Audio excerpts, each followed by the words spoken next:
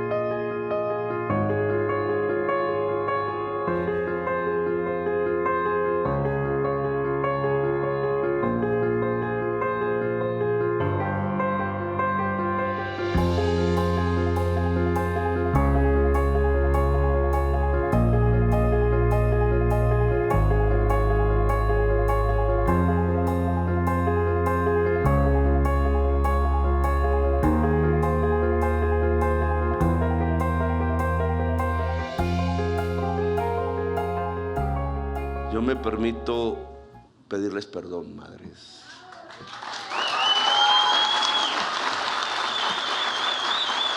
Ustedes son las madres de toda Colombia. Ustedes son la madre patria. La sangre de sus hijos, ojalá, riega el surco de la Colombia hermosa que seremos mañana, del ejército poderoso que seremos mañana, no para matar, sino para vivir, de la vida hermosa que seremos mañana, la Colombia potencia mundial de la vida. Según cifras de la Jurisdicción Especial para la Paz, la JEP, por lo menos 6.402 colombianas y colombianos fueron víctimas de muertes ilegítimamente presentadas como bajas en combate entre el 2002 y el 2008. Lo que se conoce hoy en día como los falsos positivos. Son más que números, son vidas, historias, sueños, familias. Hace unos días el presidente Gustavo Petro reconoció la responsabilidad del Estado colombiano en los asesinatos y pidió perdón a las familias de las víctimas, a las madres de Colombia. Hoy en entrevistas la historia de una familia víctima de este crimen, desde la voz y la acción de Jacqueline Castillo, hermana de Jaime, un joven ejecutado extrajudicialmente. Jacqueline, gracias por estar con nosotros. Muchas gracias. Tenerla aquí con nosotros es tener a muchas madres, a muchos padres, hermanas, hermanos, familiares de Colombia hablando de un hecho que no puede olvidarse, los falsos positivos en el país. Y antes de entrar en materia frente al tema, lo que ha pasado a nivel judicial, el perdón del Estado colombiano, hablemos de su historia y de la historia de su hermano. ¿Quién era Jaime? Mi hermano Jaime, nosotros ya no teníamos papá y mamá, éramos 7 hermanos. Él ocupaba el 6º lugar, nunca tuvo hogar, no tuvo hijos.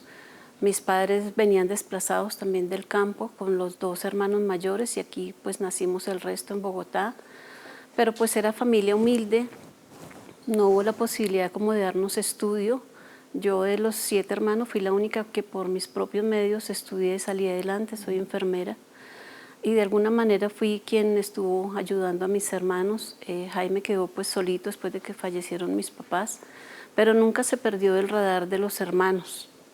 Él permanecía por el sector de Cafán de la Floresta, donde vendía dulces o limpiaba los vidrios de los carros.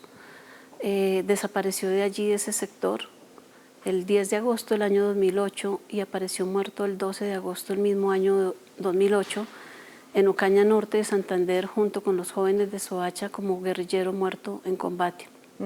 Él desaparece el 10 de agosto y ustedes como familia se dan cuenta que él desapareció. ¿En qué momento siente usted que algo no estaba bien? Coincidió que salía a vacaciones de mi trabajo en ese mes de agosto. Normalmente reunía a mis hermanos para compartir un almuerzo. Mis hermanas que viven en Álamos Norte me dijeron en algún momento que Jaime no había vuelto a aparecer esa semana. Se me hizo muy extraño porque nunca se perdió del radar de nosotros. Esperé esa semanita y cuando vi que ya pasó la semana fui y puse el denuncio.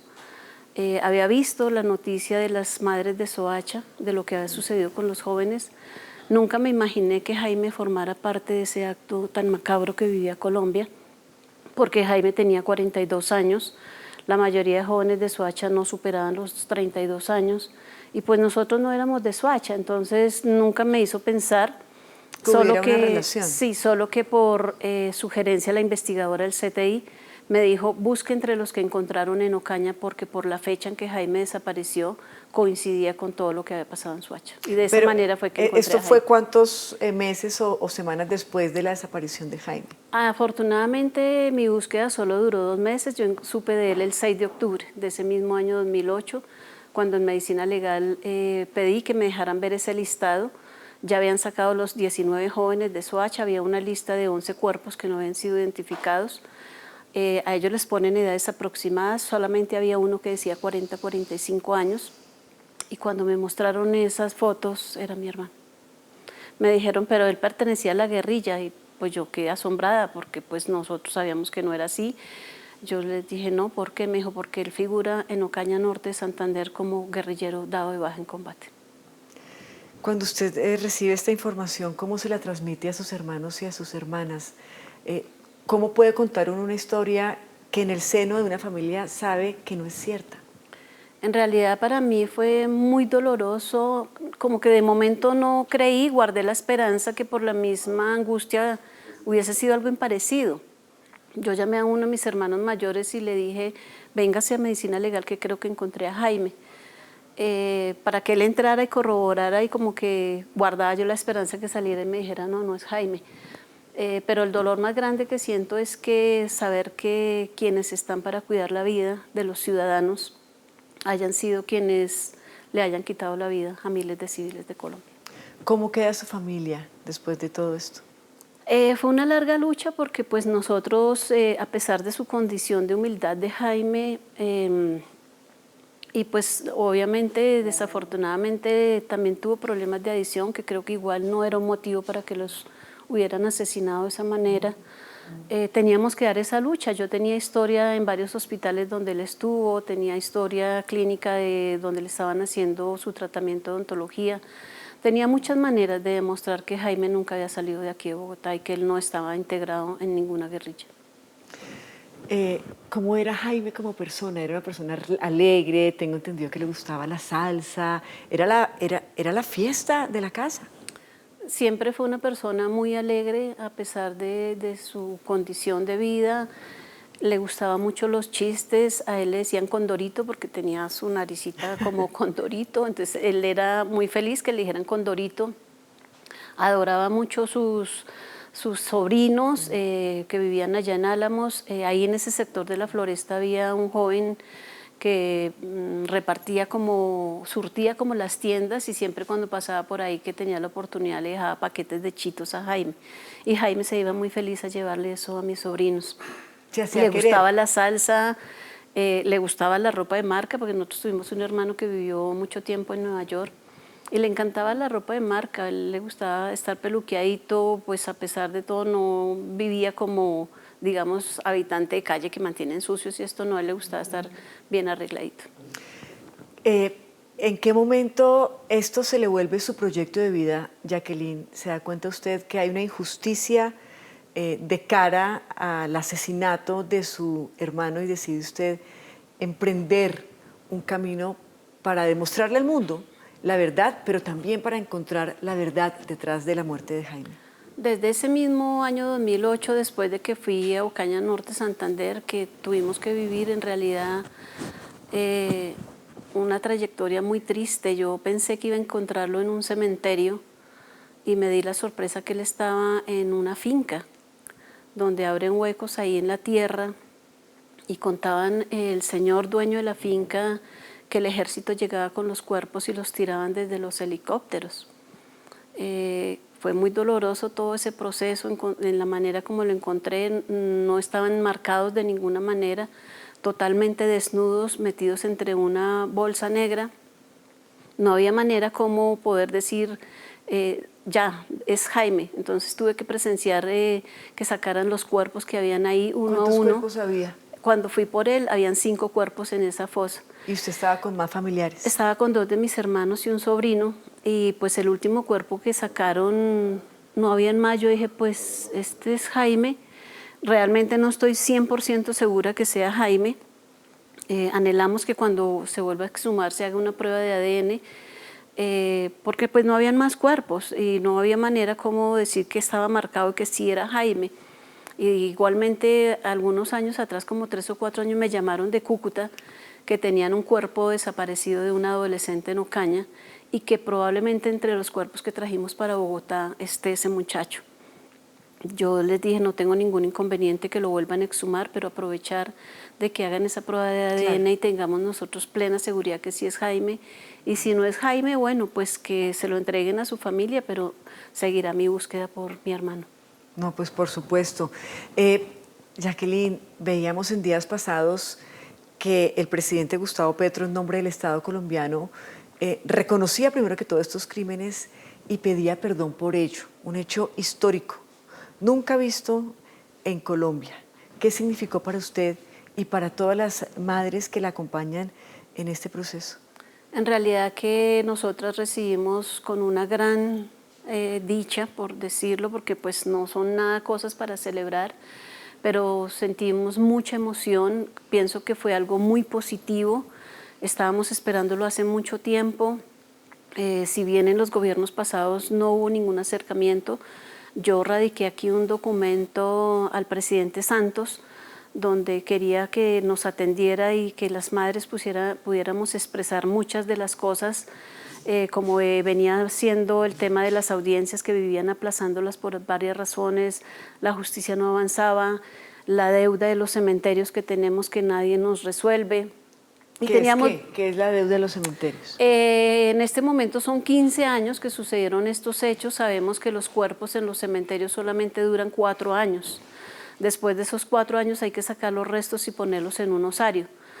En este caso, como son cuerpos en investigación, no se pueden mover hasta que haya una condena o tengamos una autorización de poderlos exhumar.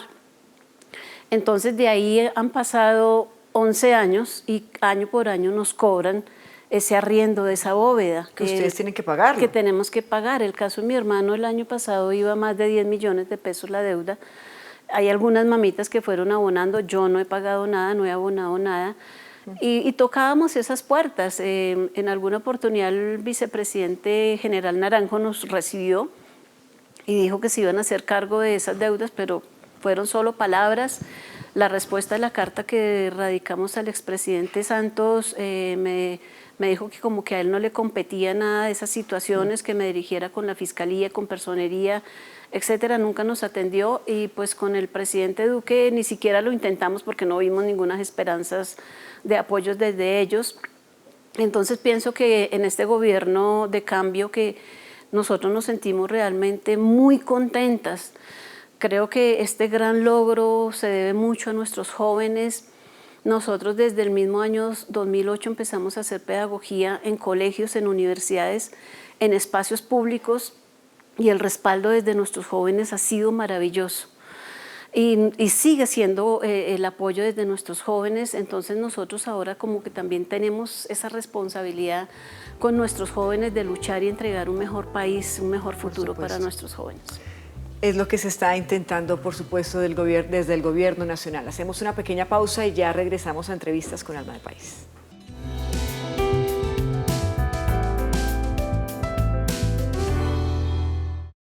Quien no sabe de dolor no entiende el verdadero perdón. Y es que vivir la guerra en carne propia y reponerse es de valientes. Volver a confiar, transformar el odio y retomar la vida justo donde la dejaron no lo hace cualquiera. Levantarse cada mañana con la única convicción de que este país se merece una segunda oportunidad, la oportunidad de una paz total. Esto es lo que ha unido a las víctimas del conflicto en Colombia. Por eso queremos honrarlos, porque sin su fuerza y su poder transformador, esta historia no sería la misma.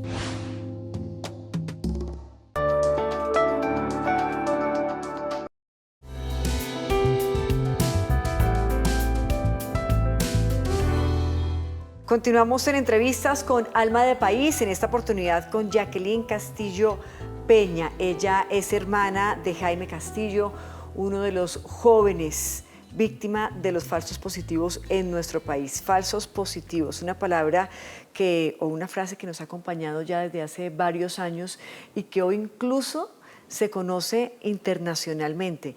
Pero Jacqueline, ¿en qué momento el país, la opinión pública y ustedes empiezan a hablar de los falsos positivos?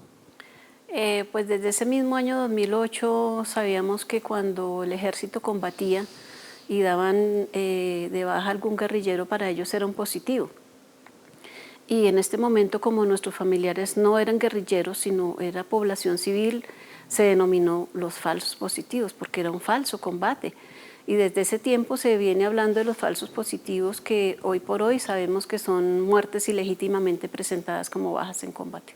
Vemos ahí de fondo una imagen que dice MAFAPO, Madres de los Falsos Positivos de Colombia. Esta es una organización que incluso usted lidera, de la que hace parte. ¿Cómo nace MAFAPO? En ese mismo año 2008, en noviembre, cuando decidí ir a buscar a las madres a la personería de Soacha y empezamos a tener contacto, nos dimos esa tarea de limpiar los nombres de nuestros familiares, de demostrar que ellos no eran guerrilleros.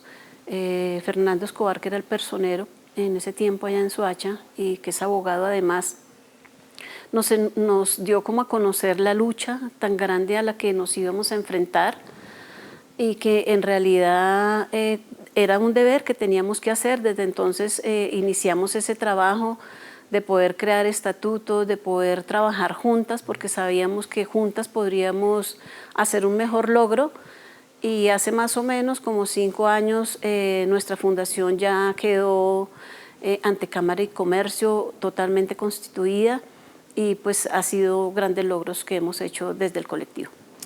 ¿En qué momento, Jacqueline, esto se vuelve su proyecto de vida? Encontrar la verdad y demostrar la verdad. Creo que desde nosotros también poder tener esa gran ilusión de aportar a esa paz que tanto necesita nuestro país, aprovechar en realidad este cambio, en este gobierno de cambio, que podamos dar un paso, tal vez 4 años no nos alcance, ya llevamos 1 año, pero apuntamos de que algún logro se haga como este, de ese perdón público que fue bastante positivo y que de alguna manera nosotros no desfallecemos en seguir dando a conocer estos hechos que fueron reales y que busquemos de alguna manera que jamás se vuelvan a repetir. Este perdón público por parte del gobierno, del presidente Gustavo Petro, del ministro de Justicia, ¿sana, cura en algo el dolor? Creo que sí. De hecho, una de las mamitas me expresó el día domingo que estuvimos en un evento en USME, me dijo, me siento totalmente satisfecha y si en algún momento me quiero retirar ya de este colectivo, me voy con una gran ilusión de triunfo. Esas fueron las expresiones de ella. ¿Y usted hasta cuándo va a luchar? Hasta que la vida me alcance, porque creo que la tarea nuestra es dejar que tal vez nuestros sobrinos, nuestros hijos sigan con este legado. Esto creo que no se puede quedar en un archivo. De hecho, ese informe que se creó con la Comisión de la Verdad debería estar por siempre en colegios, en universidades, como hemos venido trabajando, y ver el interés de nuestros jóvenes de conocer estas historias. Como cuando fui estudiante, que teníamos que aprender la historia de Cristóbal Colón, de Simón Bolívar. De Gaitán. Esto es de Gaitán, de Jorge Luis Gaitán, que uno dice, bueno, en ese año yo no vivía, pero yo tengo que conocer la historia. Y de aquí en adelante nuestros jóvenes por siempre deben conocer esto, porque creo que es una garantía de no repetición. Ustedes, las madres y familiares de Soacha, consiguieron, por supuesto, que se reconociera que sus familiares no eran guerrilleros, recibieron este perdón en este acto público, pero ¿cómo van realmente las investigaciones y las sentencias? En realidad que pues ante la Justicia Especial para la Paz hemos visto que los comparecientes aún se sienten muy temerosos de aportar una verdad plena. Notamos que les da como miedo nombrar a alguien de más alto rango, aunque ellos sí han confirmado que había presión por resultados, que lo importante era el conteo de muertos, se habían esos beneficios como era medallas, ascenso, vacaciones, dinero. Ellos mismos han contado que habían nexos claros con paramilitares. Yo en varios espacios lo dije que aquí no actuó solamente el ejército. Aquí está involucrado el CTI, la policía, medicina legal, la misma fiscalía. Tuve la oportunidad de estar con un juez penal militar en Suiza, que él denunció casos cuando él estaba aquí como juez penal militar. Tuvo un atentado, él salió del país. Entonces pienso que todavía falta mucha verdad y creo que por esa misma razón nosotros no bajamos esa bandera de seguir destapando este horror. ¿Ustedes se han sentido también amenazadas? ¿Usted, digamos que tiene algún tipo de seguridad y el resto de madres de Soacha? Contamos con un método de seguridad colectiva que en realidad pues consideramos que no es suficiente. Nosotros hemos sido bastante emblemáticas en todas partes, estamos a nivel nacional, a nivel internacional, y más ahorita en este acto de perdón con el presidente recibí muchos mensajes. Yo soy la que manejo las redes, tanto muchos mensajes de apoyo, pero también muchos mensajes de odio desde el uribismo, y creo que personalmente soy yo la que estoy más de manera pública. Sentimos temor por nuestra seguridad. De hecho, en ese estallido social, en esas manifestaciones, cuando estrenamos esa camiseta de ¿Quién dio la orden?, que fue cuando mataron a Dila Cruz, yo hice un comentario en redes y recibí un mensaje donde me dijeron pudo haber sido su hija la que estudia medicina. Mi hija estaba aquí estudiando radiología, tuve que sacarla del país. O sea, ¿las tienen plenamente identificadas? Totalmente. ¿Y siente miedo, Jacqueline? Siento miedo todavía, claro que sí, porque incluso el domingo estuvimos en un evento en Usme, pues sabemos que son terrenos como un poco delicados, y nos sentimos aún desprotegidas porque pues un esquema colectivo no es suficiente para nosotros. Hablando precisamente de ese quién dio la orden, el país y el mundo pudo ver pues las madres de Soacha, los familiares con esta camiseta y esta frase tan importante, tan significativa. Después de ese momento, incluso de ese día en el que infortunadamente muere Dylan Cruz, ¿qué pasa con ustedes y qué pasa con el movimiento que se vuelve aún todavía más visible? En ese momento, que fue cuando se hizo el primer mural en la 30 con 80 de Quién dio la orden, que se quedaron algunos chicos hasta tarde de la noche cuidándolo, y vimos cómo llegaron con canecas de pintura blanca los soldados a borrarlo. Se volvió una imagen muy pública a nivel nacional, a nivel internacional. Esa imagen jamás se va a borrar de la memoria de ningún ciudadano. Y que seguimos mostrándola en muchos espacios. De hecho, recibimos una demanda de parte de algunos militares porque estábamos dañando la imagen y el buen nombre, según ellos. Finalmente no prosperó porque pues, fueron varias razones, y para nosotros sí es muy significativo poder mostrar que en los mandatos de cada uno de ellos las cifras que se dieron de estas falsas bajas en combate. ¿Usted se ha imaginado cómo puede llegar a ser ese día en el que se encuentre, se mire a los ojos con esa persona que seguramente reconozca la muerte de su hermano? No, y tristemente en la justicia ordinaria nunca logramos que se hiciera imputación de cargos a ninguno de ellos. Son 5 militares que están involucrados. En el caso de Jaime, y en la Justicia Especial para la Paz nunca los he tenido. Estuvimos con algunos de ellos, como Álvaro Tamayo, que era el comandante de la brigada, pero no siento todavía que él haya aportado, empezando que él todo el tiempo lo negó al comienzo, que él negó siempre, y finalmente ya como por beneficios acepta esos cargos por omisión, que no debería ser así. Ellos sabían lo que hacían. Ellos no pueden decir que no estaban enterados, que nunca ordenaron, ellos sabían, y tenemos plena seguridad que estas órdenes venían de mucho más arriba. De hecho, vimos esa imputación de cargos que le hicieron a Mario Montoya, solamente por un año en 130 casos, hay mucho camino por recorrer. Y con algunos de los militares que están involucrados en los casos de Soacha, he tenido contacto ya de manera personal. Uno de ellos me dijo que el cabo Serrano, que está involucrado en la muerte de Jaime, quería hablar conmigo, pero pues tiene mucho temor. No siento miedo, no siento temor. Yo le dije que le pasara mi contacto, que quiero escucharlo. Claro. y que de alguna manera, como lo dijo el presidente hace como 3 semanas, no sé en qué territorio estaba, él hizo ese llamado que no podemos odiar a nuestros victimarios, que debemos reconciliarnos, pero es una palabra que todavía creo que nos queda muy grande a los colombianos, porque primero tenemos que conciliarnos para podernos reconciliar.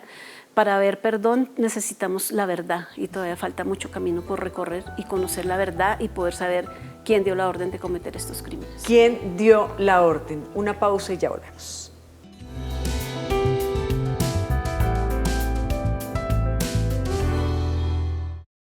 En el gobierno del cambio, la tierra es para quienes la trabajan. A través de la Sociedad de Activos Especiales, entidad que administra los bienes incautados a la mafia, el gobierno del cambio ya entregó más de 30.000 hectáreas de tierra fértil a familias campesinas. Antes, estos bienes eran entregados a políticos y amigos, ahora los reciben familias campesinas para contribuir a la reforma agraria. Hace 6 meses, la SAE entregó el predio El Paraíso de 174 hectáreas a 42 familias de San Marcos, Sucre. Hoy es una realidad la cosecha de 320 toneladas de arroz en 64 hectáreas. El pacto con el campesinado avanza.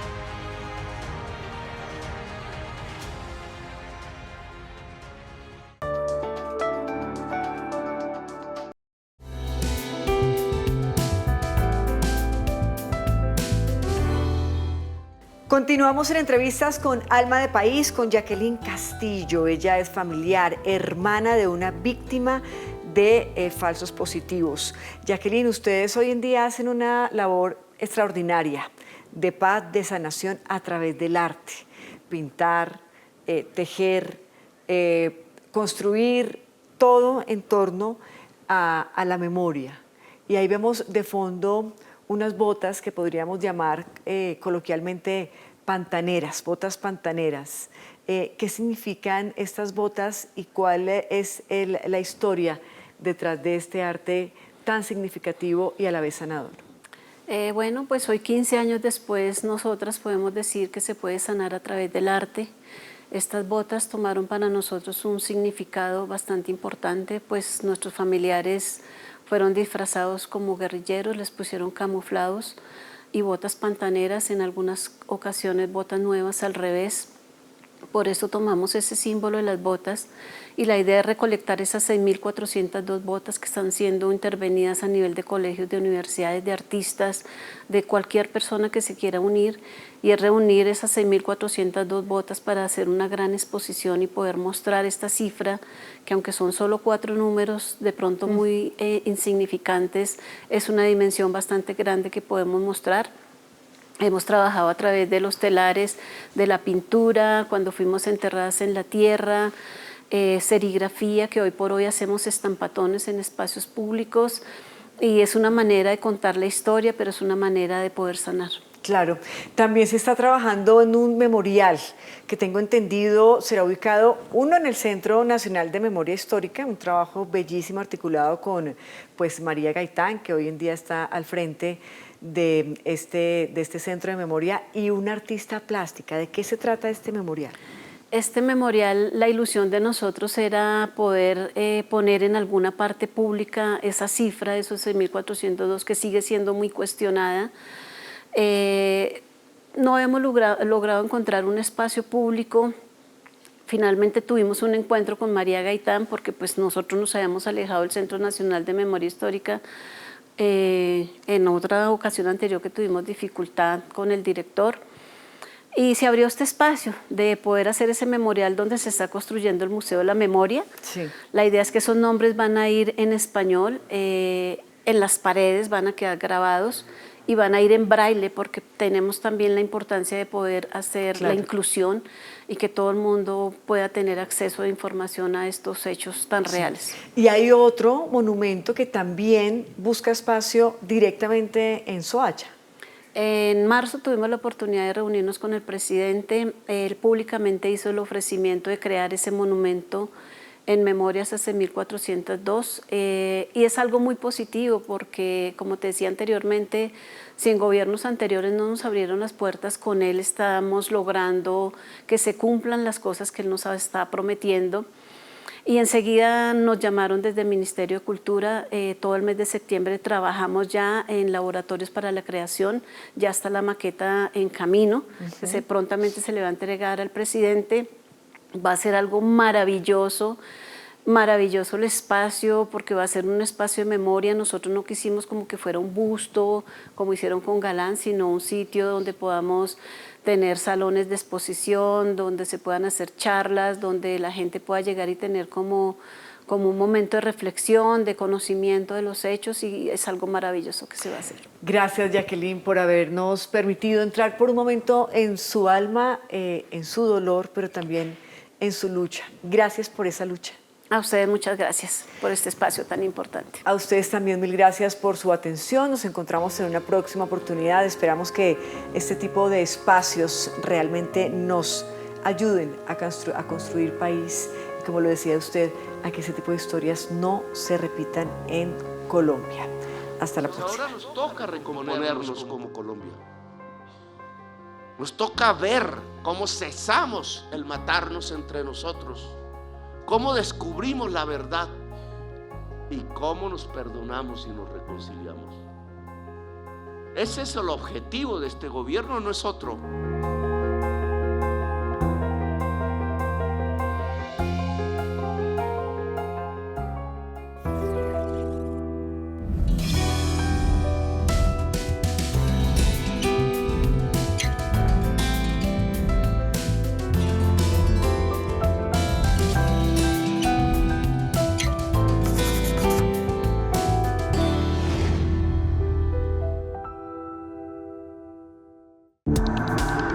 Este contenido fue financiado con recursos del Fondo Único de TIC.